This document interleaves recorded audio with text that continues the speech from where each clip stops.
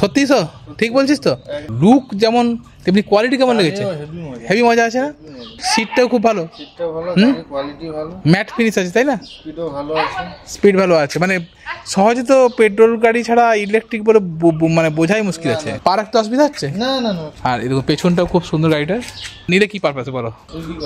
Swiggy করার জন্য, মানে তুমি মানে এটা ফুড ডেলিভারি করবে। তো বুঝতে পারছেন যারা আজকে মানে ইয়াং ছেলে আজকাল দিনে কাজ নেই, সেক্ষেত্রে ওই সুইগি বা জোম্যাটো, তোমার ঝাড়গ্রাম থেকে এসো তাই তো, মানে জোম্যাটো বা সুইগিতে ফুড ডেলিভারি করবে।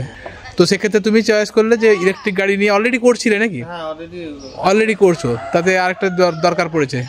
তো কি ইলেকট্রিক গাড়ি নিয়ে করলে কি লাভবান হবে? পেট্রোলটা বাঁচবে।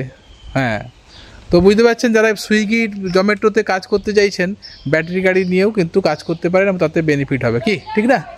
নর্মালি তো বেশি দূর যেতে হয় নাকি? ঝাড়গ্রাম লোকালের মধ্যে। তো তোমার এই গাড়িটা নিলে সুইটেবল মনে হলো নাকি? হ্যাঁ, যত্ন করে রাখলে কিন্তু ব্যাটারি গাড়ি অনেকদিন চলে, কি ঠিক না? এই সুইগি বা জোম্যাটোতে কাজ করে তাদের কি বলবে? নিয়ে যাও। দাম ঠিক আছে তো? হ্যাঁ, কোয়ালিটি ভালো আছে কি? ঠিক আছে।